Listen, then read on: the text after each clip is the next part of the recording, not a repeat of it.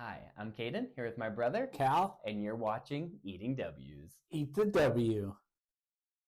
That's a W. Let's eat one. Let's eat one. That's a W.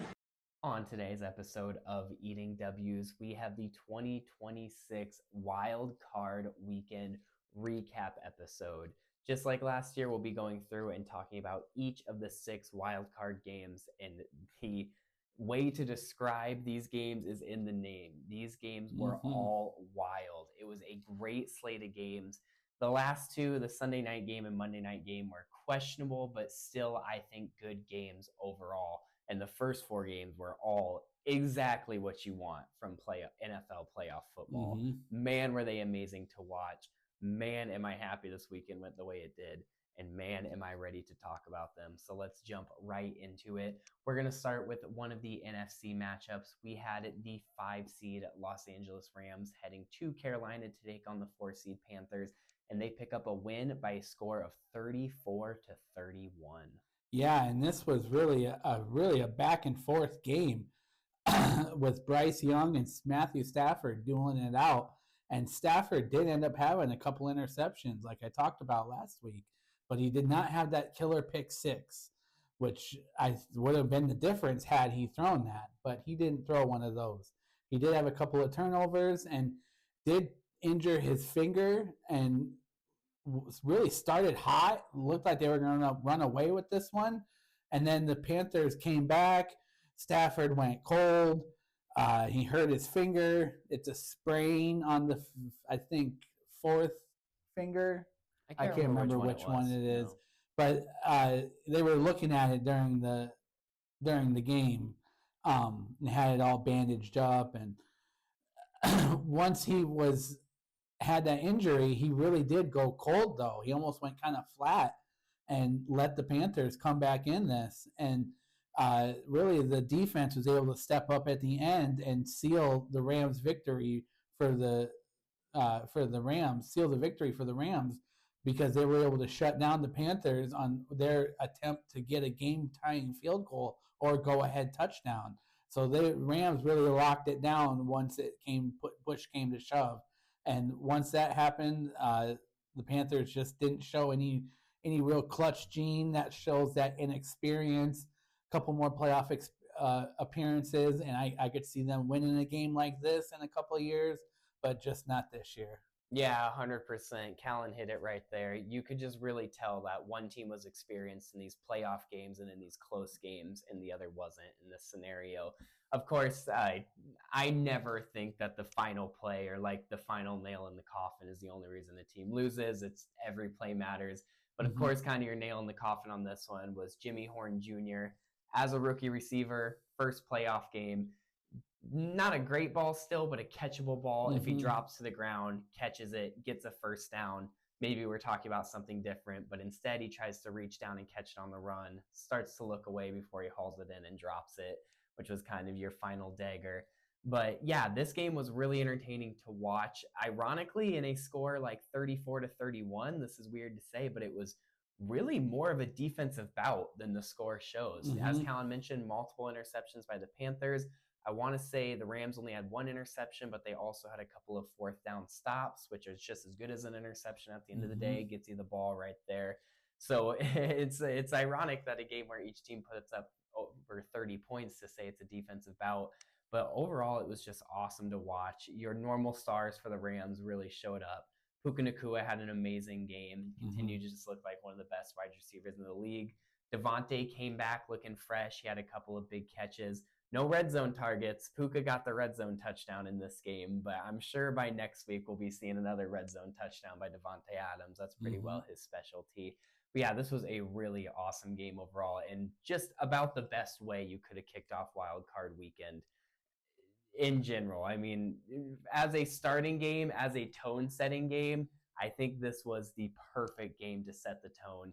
And moving on, we are going to talk about another amazing game that wasn't as much as a tone setter, but was very entertaining in its own way. Next up for the Saturday night game, we had another NFC matchup, I should say, with the 7-seed Packers heading to Chicago to take on the 2-seed Bears in a divisional matchup. and the Bears pick up a win in Chicago with a thrilling comeback by a score of 31-27. 25 points in the fourth quarter. That's just going to be haunting. I don't know what happened. We don't have our closer. We don't have Micah Parsons. And the Packers actually went 0-5 down the stretch without Micah Parsons. Now, that maybe you could throw away that Week 18 game. Maybe he doesn't play that game regardless. But nonetheless, it was just a collapse down the stretch of this game. Green Bay went up 21-3 at halftime. And for some reason, 5 times this year, including this game, we were up by 9 points or more and lost all 5 of those games, including this playoff game. And it's just, I don't know what to say besides the fact that on 4 of those games, we didn't have Parsons. The 5th one being the Cleveland game, where that was a long time ago. A fluke game. Yeah, that was a fluke game, and I said that at the time. But this was no fluke.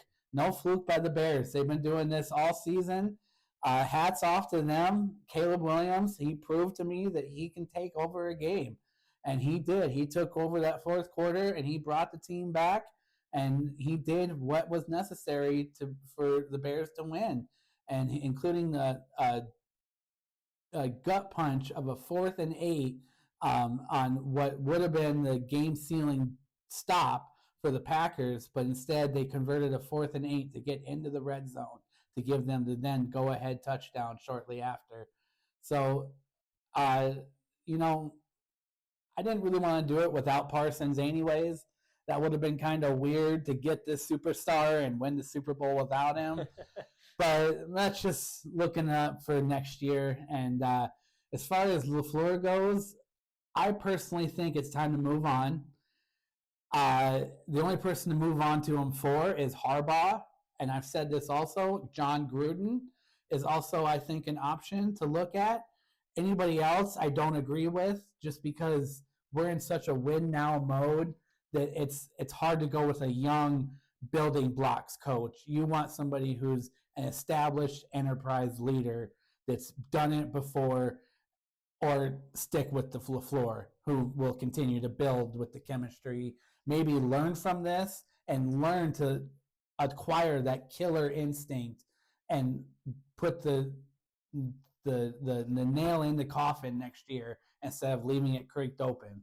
Yeah, that's the tough part. I mean, if you're going to fire LaFleur, now's the time to do it. You got a really good coaching cycle. But overall, you guys have been successful the past few years. It's kind of hard to rock the boat when you're staring that much success in the face. But, sometimes to grow, you kind of got to break yourself down. So I don't think we see it this year, just because now, to give a little bit of insight, we're recording this on Tuesday night, the 13th, but he hasn't been fired yet. So maybe by the time this episode's up, that's already happened through some shocker, but we shall see. And what the thing is he's got 1 year left on his deal. So he either goes in this year with a 1-year contract, or we sign him to an extension this offseason. Oh, yeah. So it's kind of like you got 1 more year to prove it, maybe. Show you can get past the first round without Rodgers. I suppose that does make sense. Let him finish it out. Let him have a whole year with Micah. Hopefully a whole year with a healthy Micah. That does make sense, I suppose. Yeah. But got a little off topic. Back to this specific game. As Colin was saying, with the Packers kind of not being able to close in those 9-point-plus leads that they lost all those games, the Bears are truly on the flip side of that coin. This is the 8th game this year that they've been down entering the fourth quarter and came back to win. I mean, starting back with the Bengals game that they were down big in the fourth quarter, got a huge touchdown by Colson Loveland to win it, had an onside kick before that, pretty similar to the first regular season Packers game that they won 3-4. They got at least 3 onside kicks this year, I'm pretty sure. Which is just insane. I mean, I saw this thing where Ben Johnson was talking about it, and apparently in the off season, he brought everybody in for a team meeting, and they watched the film of the 2018 Super Bowl, I think it was, whatever the 28-3 Super Bowl was, where the Patriots came back and beat the Falcons, because there's actually a player from each of those teams, the Patriots and Falcons Super Bowl teams, on the Bears right now. Grady Jarrett's on the Bears right now, and he was on that Falcons team. Joe Thuney is on the Bears right now, and he was on that Patriots team. Oh, yeah. And I watched this whole little article about how he talked about how cool it was to hear each of their perspectives on it, hear some of the other players' perspectives on it, talk about past stories. And it's so funny how perfectly that works, how that happened, and now they are quite literally surviving and thriving and living on that kind of motto of you're never counted out, always coming back. I mean, this game is really a better example of it than anything. You're on the biggest stage, you're in the playoffs now. It's prove it now or go home. And they go down, what was it in the fourth quarter? 27-16. 27-16 entering the fourth quarter. This is going to be a haunting one for me. And the Packers have the ball starting the fourth quarter, and they still come back and find a way to win. Just absolutely insane. It's funny how eerily similar it was to the regular season win too, minus the onside kick. But I mean, DJ Moore, the same way that they had the joke that Aaron Rodgers owned Chicago, DJ Moore, for whatever reason, seems to own Green Bay. He again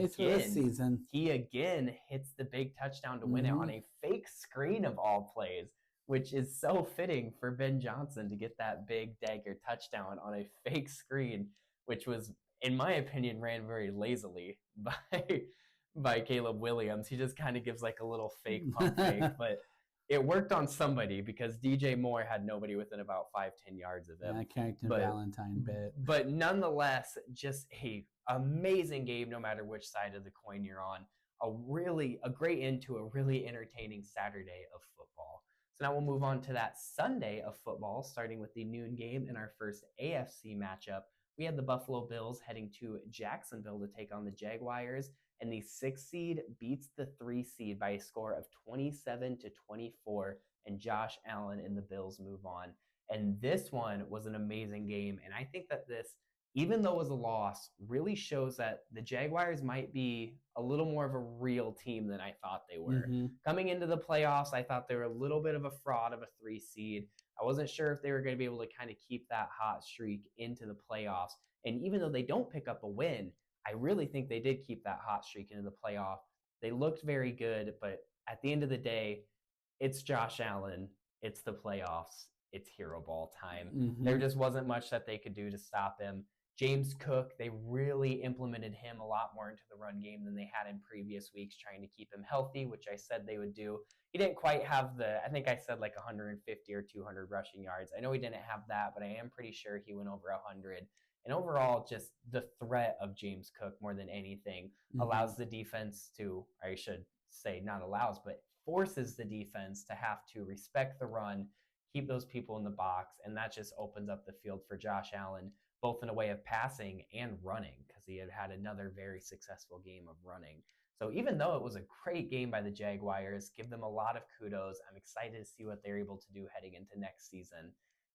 The Bills are just more win now ready, and they show that even though they're the 6th seed and they're technically that low seed, they're still just a better team than they had during the regular season, and they're going to make a run in the playoffs. I definitely think that they will.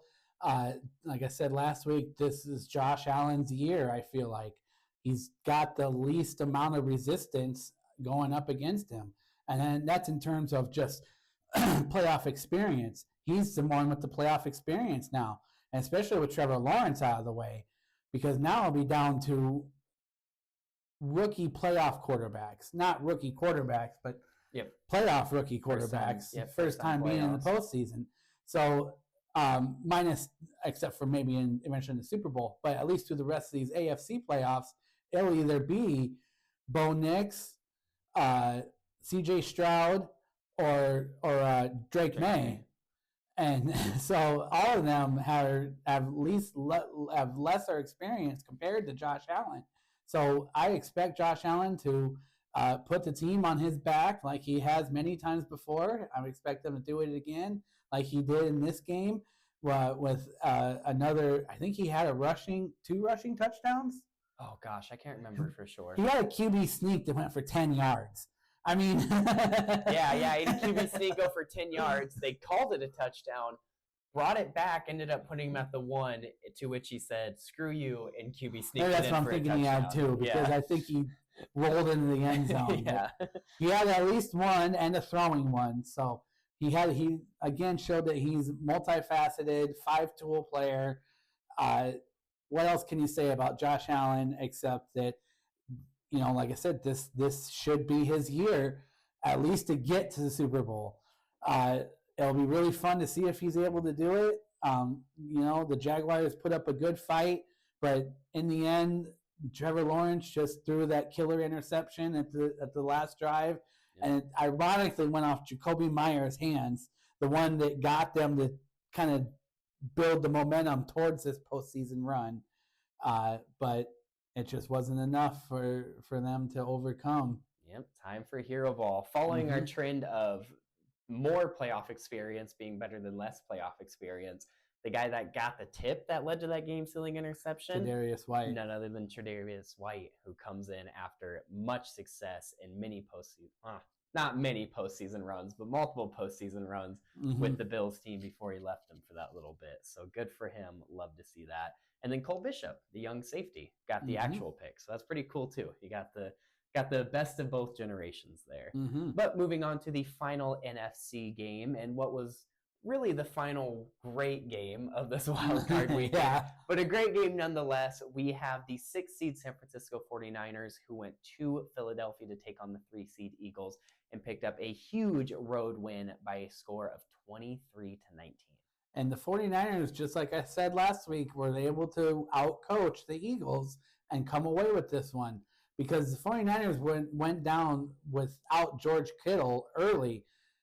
He had a blown Achilles, I want to say, in the second quarter. Relatively early. Yeah, so I think right after half. Maybe it was right after half, but it was majority of the game when it was still close. And the Eagles actually had a lead for a good part of this game, but they let the 49ers stay in it and just showed that the Kyle Shanahan is that mastermind, and you give him an inch and he'll take a mile. And he was able to take that and run with it. And talking about running with it, Christian McCaffrey is the superstar for the 49ers, and the only one who's remaining healthy, ironically, throughout the season. He's the only one. He's the only one left. So him and Purdy, who actually Purdy missed most of this season, and has just really started to come on late. He's just now hitting mid-season form. Because he's only had a limited number of games. So he's really starting to turn it on, and he showed that he was able to be that quarterback that he was a couple years ago when he led the 49ers to the NFC Championship game against the Eagles 2 years in a row. And it looks like he might do it again, because he beat the Eagles again. And, Jalen Hurts and the Eagles, they were just a bit of a mess. They had some fights on the sidelines. A.J. Brown didn't catch a pass, even though he was targeted 4 or 5 times. That was where the sideline fight was about. He had a big blow-up with Nick Sirianni. Yelling at Sirianni. Yep. So the Eagles were just kind of a mess. And this whole time, even though the Eagles were up, you could just see it slipping away from them. And not in the sense that it slipped away from the Packers, because this was never more than a 6-point game. It was always close. It was always a lot close. This was no major comeback. But once the 49ers took the lead in the fourth quarter, they didn't let the Eagles even get a chance to bring it into overtime or take the lead. Yeah, very close this whole game. Eagles did enter the fourth with a lead, but the 49ers put up 13 points. Not quite as bad as 25. No. But still, allowing 13 points in the fourth quarter is not good by any means. But yeah, I mean, keep rolling with the train of playoff experience coming out. Christian McCaffrey, multiple long playoff runs with the 49ers. I think he even saw some playoff games with the Panthers back in the day in his early years. I mean, he is just magnificent. There's not much more we can say about Christian McCaffrey that hasn't already been said. He is going to carry that team as far as he humanly can. So I'm excited to keep watching the ride, because he's a fun player to watch. But yeah, more than anything, I don't even overly think the 49ers came back and played this amazing game that ended up winning. They just won a chess game in a close battle against a team that I said from the start, ironically, I say this now because I picked them, because the 49ers were so beat up, and they get even a little more beat up now losing George Kittle.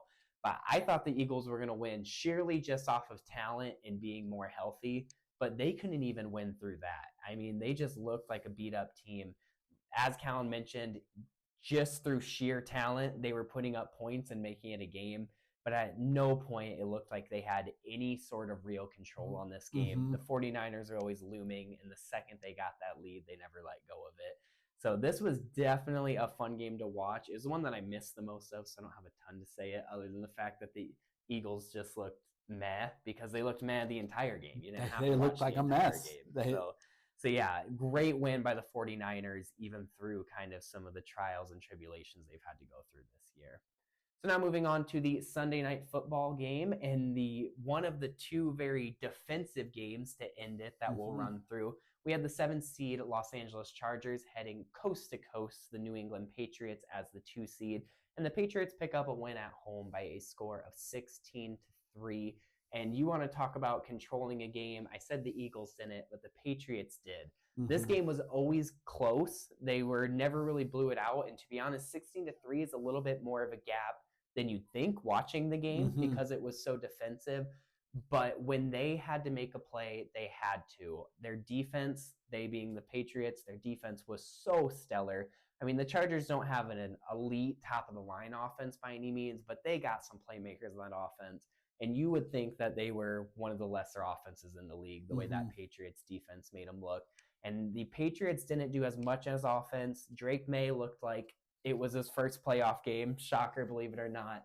But what I loved to see from Drake May is when he needed to stick that dagger in the heart and really make a big play, he did on that amazing touchdown to Hunter Henry. Off his back foot, people in his face, perfectly layered it over the linebacker and under the safety to get it to Hunter Henry for the touchdown. And I mean, if your defense is going to play like that, and even if you have a young, inexperienced quarterbacks, if he's going to make plays like that in the crunch time, that's all you need to make a deep playoff run and find yourself in the Super Bowl. So they got a lot of great talent left on the board. I think we're probably going to end up seeing a Bills-Patriots AFC Championship game, which would just be absolute cinema. Nothing would make me happier than if that was the case. But I am just really excited to see not only what this Patriots team does to close out this year, but what this Patriots team does for the next 10, 15 years, because they got a really, really, really good young core sitting there right now. They really do. Trayvon Henderson, Ramondre Stevenson, and Drake May make up this core on the Patriots offense, and they were able to just control the whole game. The Chargers, they came out flat on offense. The Patriots defense just made them look flat. They made Herbert, I don't know. I thought Herbert was a lot better than that, but it made him look bad. Oh, yeah. And he's fighting those injuries, so I give him a little bit of slack with the hand injury, but he needs to do better than that. He needs to do better than 3 points. Yeah. And I thought he would do better than 3 points. I didn't see I thought the Chargers would win, and it didn't. What shocks me is not so much that the Patriots won, but just how little production the Chargers had. They came out lifeless, and like I said, the Patriots were just in control this whole game. Running the ball, passing the ball, they were able to do wherever they wanted, and the Chargers were able to do the opposite. They tried to run it with Vidal, couldn't get it going. Tried it with Hampton, couldn't get it going. Drops by Keenan Allen, couldn't get Quentin Johnson open downfield. Just wasn't hitting for the Chargers on any cylinder. And when that happens, it's hard to win any game. 100%. There was a sequence, I want to say it was late in the first, maybe early to mid-second a quarter, but definitely in the first half. I can't remember exactly when it was, where the Chargers got a turnover, had the ball starting inside of the Patriots 20, inside of the Patriots, like at the Patriots 10 or 11. Oh, yeah. And then ended up turning it over on downs. And pretty much the next play, the Patriots ripped off a 48-yard play to get them into Chargers territory. And I mean, it was pretty much over from right there. When I saw that sequence happen, you could just almost see the life leave the Chargers, and it just never came back. This was never really a game. Wild that the Patriots offense, of course their defense is the star of the show this game, but wild that the Patriots offense is able to do what it is in the passing game, considering their number one true weapon is probably Hunter Henry, and their number one true receiver is probably Kayshon Boutte. Just absolutely wild. I'd imagine they probably pick up a receiver in this year's draft to kind of bolster that room and help out Drake May. But just crazy what the Patriots have been able to do this year. Mm-hmm. So now moving on to our final game, our final AFC game, which was the Monday Night Football game with the 5-seed Houston Texans heading to Pittsburgh to take on the 4-seed Steelers. And the Texans pick up a road win by a score of 30-6.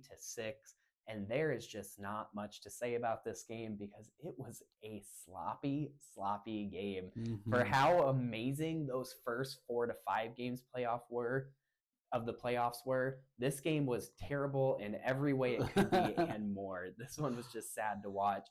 It was closer than 30-6. The Texans ended up putting 22 points in the fourth quarter, Mm-hmm. which was kind of steamrolled by a defensive touchdown heading into a Woody Marks rushing touchdown. It really was closer than 30-6, and it was a decent defensive battle. But I only say it was a decent defensive battle because both of these defenses are very good and Mm-hmm. played very well, don't get me wrong. But more than good defense, it was just sloppy offense. The Mm-hmm. Steelers could not get one thing going. I don't know if Aaron Rodgers had a completed pass more than 5 yards past the line of scrimmage. It was that kind of game of offense for the Steelers. And C.J. Stroud had four drop snaps, 4 fumbled snaps. 5 fumbled snaps, which is just...